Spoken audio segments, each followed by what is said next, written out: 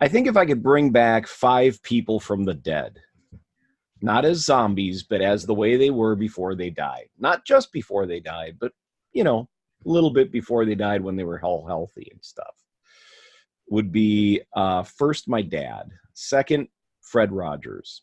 Third,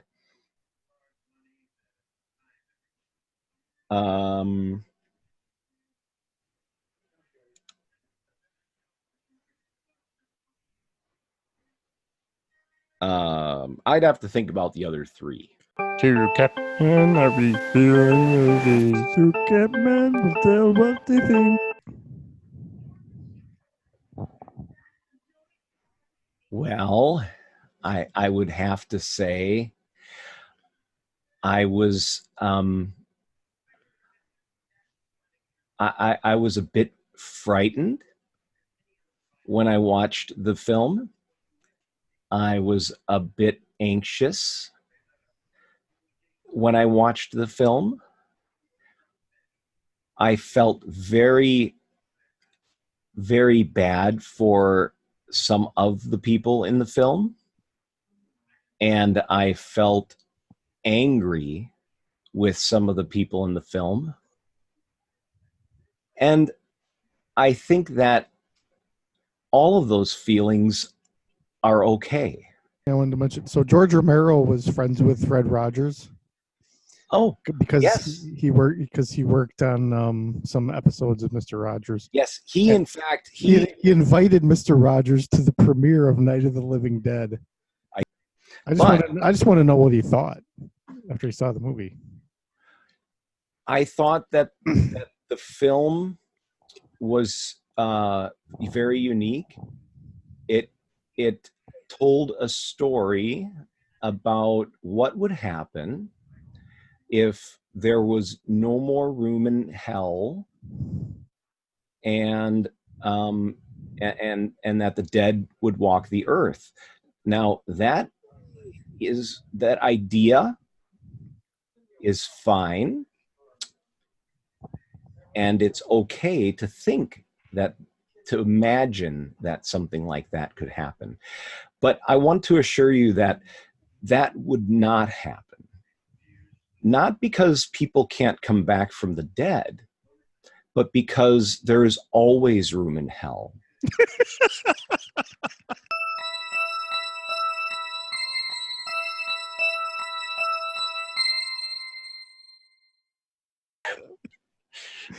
All right, I'm Dan Carlson, one half of Two Cat Men, but I'm John Cadolf, the other half of Two Cat Men. Okay, and this is Shudder Club, and today we're reviewing The Shining, the 1980 Stanley Kubrick version, the good version, not the 1997 TV movie with the guy from Wings. Okay, so I'm going to agree with you there that the movie version is better, but I will say that the TV version is much more faithful to the novel. Yeah. If they were to have used the same resources that Stanley Kubrick used in the making of the series, it would have been better than... You mean the suffering of actors and the punishing winter, all that?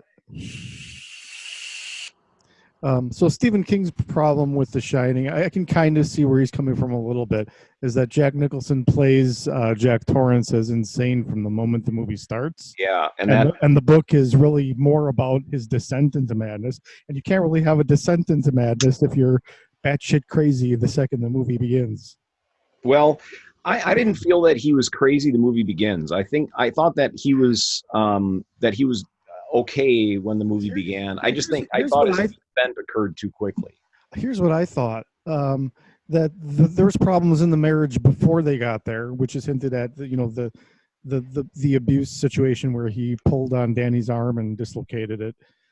But I just got this very this sort of thing of abuse between him and his wife, even before, in that first scene when they're driving, you can tell she's on edge and always trying to please. And Yeah. Now, are we strictly? We're strictly talking about the film here. Yeah, not the Okay. book, which I haven't read in decades. So All right. So I'll ignore everything that I know about the book, and we'll just talk about the film. So yeah, I mean, I understand what you're saying. On the way up, what father talks to his kids about cannibalism, or his son about cannibalism in the car, but it's okay because he you, learned it on the television. you mean they ate each other up Well, they had to. to survive? So I still don't think in the film that he was crazy right from the beginning. I still think that his descent occurred once he got there. I think that the influences of The Shine. I think he was also. So okay, let's talk about the actual. I can tell every time I interrupt you and you don't like it, you kind of look away like you saw a bird or a bug. So I'll let you continue. I think that he also has shine sensitivity, and That's that it affected him in a most negative way instead of in a I, positive way like it I, affected Danny. that's why I was kind of wanting to interject that. I think that all three of them have some varying amount of the shining in them. Danny's is the most pure, so he actually can use the shining to protect himself and his mother by being able to sense things that are happening. He has that dialogue with his imaginary friend, and his imaginary friend is sort of his intuition, which tells him, you don't want to go to this hotel; it's bad. Yeah, Uh, Jack has the shining, but he doesn't have that level of self knowledge, I guess. he has no defense. He has no defense, so he's able to be influenced by outside forces that are Right. less. So rather than alchemizing them into a protective um, sort of situation like Danny does, he basically allows himself to be taken over by whatever influence wants to exert itself on him. Yeah, And and the I'd say that Shelley Duvall's character has the shining to a certain degree, but she's so on edge the whole time she can't tap into it until the moments when things are getting really really over the top, and then she starts actually seeing the ghosts in the yeah. overlook. Until last night, how many times have I seen The Shining? Probably a dozen or two. Mm-hmm. But until last night, I thought that there actually were other people in the hotel holding some kind of satanic ritual. But as of last night, I realized that no, Shelley Duvall's character Wendy is Tapping into the past. tapping into the past, yeah, through The Yeah. Shine. Now, it could be that Danny's shine is so bright that it actually has affected his mother and father, that they didn't have the shine before, and that because his is so strong, according to Mr. Halloran, that it leaked into their beings as well.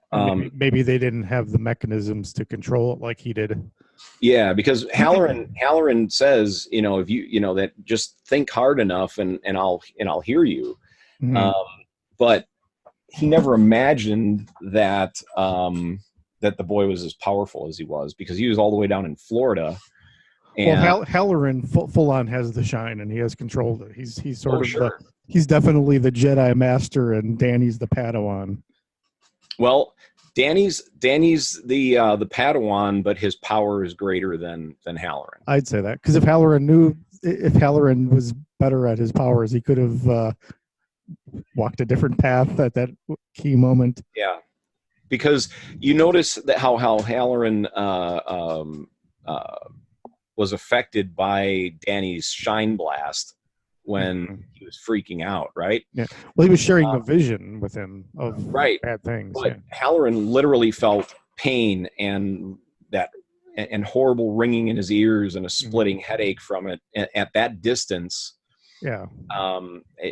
he knew right away. I love when he has to get up into the Overlook to come help Danny, and he's got to come up with all these excuses because nobody wants him to go up there, and he's just like, "Oh, it turns out that the caretakers are real assholes." Yeah, I know. They turned out to be real assholes. I love how everything he says is kind of like a proclamation, basically. Yeah. Hi, Mr. Gates. We spoke. This is Mr. Halloran again. We spoke about the folks up at the Overlook Hotel a little while back. You know? Turns out they were real assholes. Love how the first half of the movie plays with. Are there ghosts in the hotel, or is it all in Jack's head? Yeah. It isn't until a key moment in the narrative when we realize that something's got to be there because it opened the door for him. Yeah. Put in the key and open the door. So there is an entity there. Mm-hmm. It's not just them actually in the hotel that have some way of so moving. the Shining is not the problem. The Shining is potentially the solution. It's an extra thing. Yeah. Um, There is actually a malevolent entity in the building, and well, also because it let him out of the freezer. That's what I'm talking about. That key moment when it let him out of the freezer is when Putting the key in 237 and having the door open in 237. I didn't think about that. Yeah. You know, when Danny went in, because now unless Jack had gotten the key and gone to room 237 and previously and left the key hanging in there, mm-hmm. or if I don't know. No, I think because there was no key in the door when Danny went, right? I wonder what actually. So what happened in room 237 before? Was there a suicide? Was it a murder? It was a murder. The old lady that was in the tub was murdered by her basically her fuck boy. That only if you read the book, pretty much. Oh, like I said, it was so long ago. So yeah, her fuck boy killed her. One thing Kubrick does in the movie is like he'll take things from the book and provide them without context and make them scarier because of it. Like the scene with the guy with the bear. Yeah. In the book, that's actually elucidated, whatever the word is. But in the movie, he's just there. Well, I think anybody who watches this has probably already seen The Shining. That's why I'm being, Yeah, I can't imagine that anyone who watches this is going to say, The Shining? What? What is that about? So, yeah, that's why we're having just like kind of free conversation about it. What are some of the other... Okay, well, of course, there's the twins. Mm-hmm. And they first appear to Danny just standing there in the room. And they don't say anything. They just look at each other, turn around, and walk out. Yeah. And the second time he sees them, it's when he's riding his big wheel around in the hallway, and finds them at the dead end of that hallway, and that's the famous "Come and play with us." You know what's great is that every moment of this movie is in the bright of day, very well lit. You see everything. There's none of this today with horror movies. There's none of this. Everything's got to be dark. Except for the end. There's a little bit of, even there you can pretty much see everything. Yeah, I mean they do provide a night setting. I think that was smart, but they still lit it because a place like that is going to be well lit. Mm-hmm. And the scariness of it is the oddness of the images and the way they're composed, and not necessarily what's in them. And of course the addition of the soundtrack. Yeah. Towards the end, there's that rattling, and the scream, and almost like a screaming kind of in the music. Yeah, no, that was Wendy. Oh yeah. So my exposure to this movie. So my first exposure to The Shining was my aunt had the novels, Stephen King novels, on the steps she lived upstairs from us, and The Shining was on one of the steps there. Yeah. And then like a year or so later, I went to see Every Which Way But Loose, and they had the trailer playing before that. All it is the elevator doors and the blood filling the room, and then it just says The Shining, and that freaked the hell out of me for like a good year before I saw the movie. Yeah, that I think freaked out, almost everybody that had seen it, at least for the first time. Was that shot with Jello? I heard. I don't know what that was, but I don't think. I wonder what they used on Ready Player One. Huh? I wonder what they used in the Ready Player One sequence. Ones and zeros, probably. Jack Nicholson. Jack Nicholson, force of nature in this movie. Oh yeah. Yeah, the performance was amazing. I loved how he was fairly bipolar in his actions. Wendy comes in to visit him and he's typing and he starts off, he's just real calm. Flips out on her, yeah. Yeah. So whether you hear me typing or whether you don't hear me typing, whatever the fuck you hear me doing, you don't come in here. Let's talk. It's I wouldn't call The Shining a comedy, but it's pretty damn funny. Yep. But yeah, he played the crazy really well on the way up the stairs, where he's like, "I'm not gonna hurt you, Wendy." Doesn't that whole shot feels dangerous? Like every single moment of that shot feels like the actors she could get too close and hit him, or he could, I take think the they wrong were probably that was probably a trick of the camera. She was probably further up, probably, yeah, than what. But the feeling is definitely there. That it feels very precarious in that moment. Yeah. And then another thing that I just want to mention is this is probably the most beautifully shot Steadicam movie to this day. The guy that worked on it was, I don't know if he was the inventor of the Steadicam, but he was an early user. He may have been actually the inventor. And in addition to using the Steadicam, he was doing things like riding on a dolly and then gliding and then starting to walk off of it so that he would have it ultra smooth. Everything was trying to make this look as smooth as possible, and I think they succeeded admirably. So one thing I really like, I just get the goosebumps when Scabman Crothers is talking to Danny and they're having their ice cream, and he goes, "You don't go anywhere near room 237. You stay out. You hear me? You stay out." Yeah. Yeah. I always thought that was pretty powerful because, again, the soundtrack during that whole thing, it just puts you on edge. Kind of like we talked about last week with Prince of Darkness.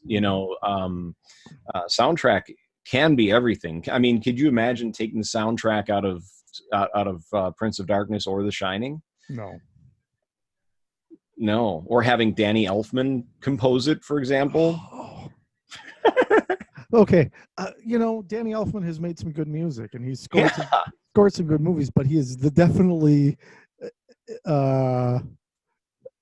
he's definitely not somebody you just hire for anything. No, he himself actually is a cartoon. Is he? Oh yeah. Okay. All of the music he composes is on cartoon instruments. Well, I would like to hear the Shining soundtrack on cartoon instruments.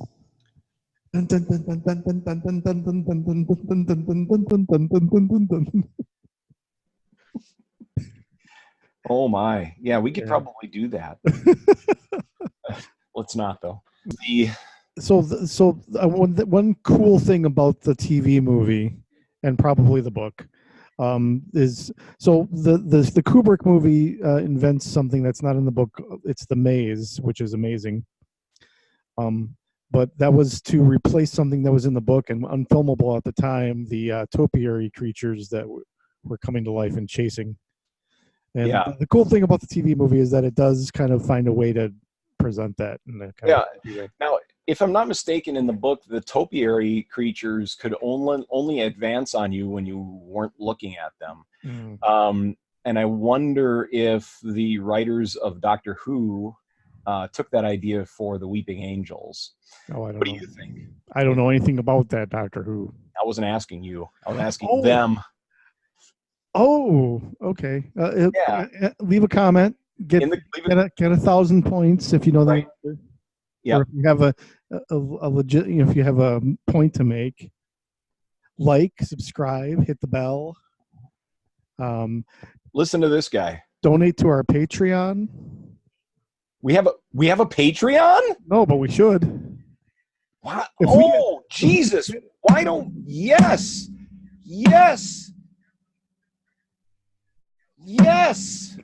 I'm sorry. The interview scene really is kind of inconsequential, except for I thought it was really funny, the big reveal about what happened.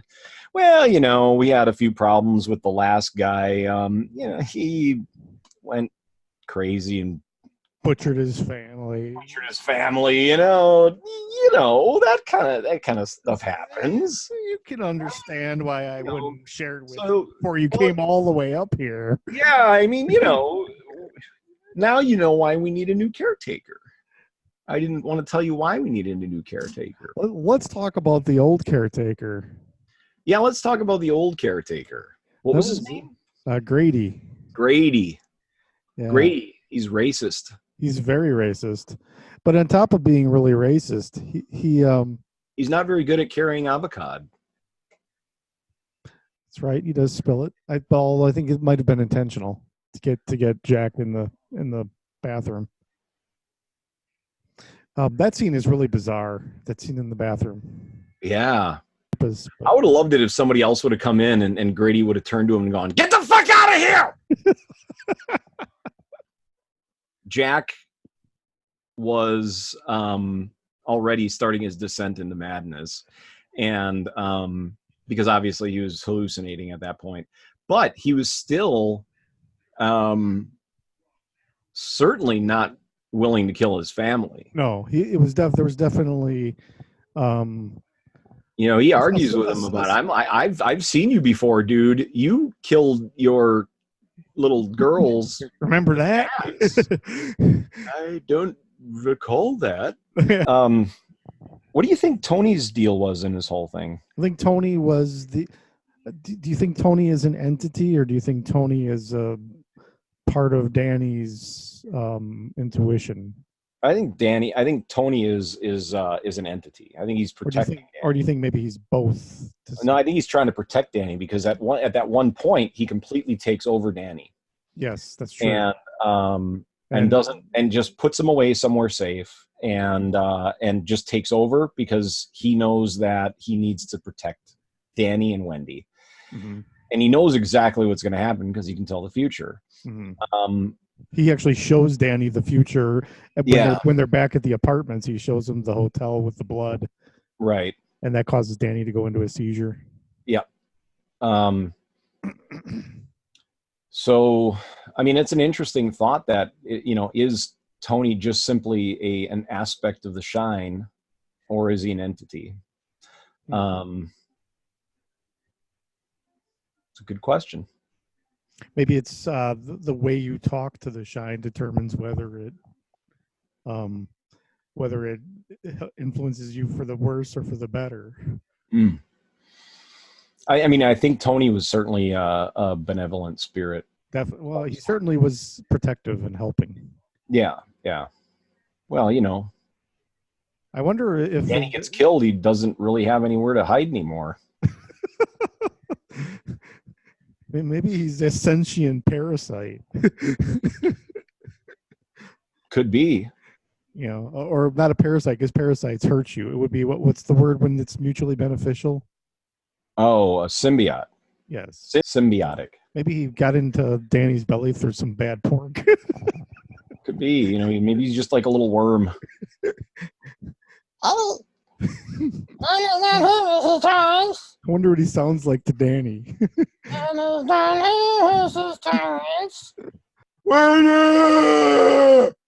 So what do you think that shot at the end means when he's in the hotel picture from the 1920s?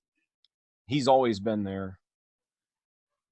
So do you think the hotel kind of absorbs someone every few decades, or do you think there's a time loop and he actually was in the 20s and I don't know. Maybe he was possessed? I don't know. I mean, it certainly adds a bit of, an ominous feel to it, showing him in that picture at the end. Mhm. And And that wasn't the original ending, actually. yeah, I mean, what does it really mean? Right. Who knows? I don't even know if Kubrick knows what it means. What do you think? Write it in the comments. 10,000 points. I missed the first part of your sentence. Doctor Sleep, the new Shining sequel that's coming out in theaters later this year. Oh, okay. I want to see it, but I'm worried that it'll interpret The Shining in a way that different than I have, and I like my interpretation. Sure, me too. I'm kind of attached to my and I don't really want them to do something else with it. I mean, it's theirs to do with, but yeah, I mean, hey, there's nothing wrong with narcissism. Narcissism. I would like to say it was a little bit of ownership of the creative property in my heart. If you want to call that narcissism. No, I'm just kidding. Everybody likes their interpretations of anything that they watch or listen to, and you get comfortable with it because it makes you feel good feeling the way you do about the things you watch and hear. It's always important to not get too attached to it, though. Not to turn it into like some of these Star Wars fans. Yeah, and the point is of all of that is, whatever you think The Shining means to you, then that's what it means to you, and that's okay because I like you just the way you are. Okay, so The Shining, would you press play or eject? Oh, I'm gonna press play like a monkey tapping on a mirror. I'm gonna press play like a monkey tapping on I'm gonna press play like a monkey's reflection seeming to tap on the mirror at the monkey tapping on the mirror. Okay, I think you lost everybody there.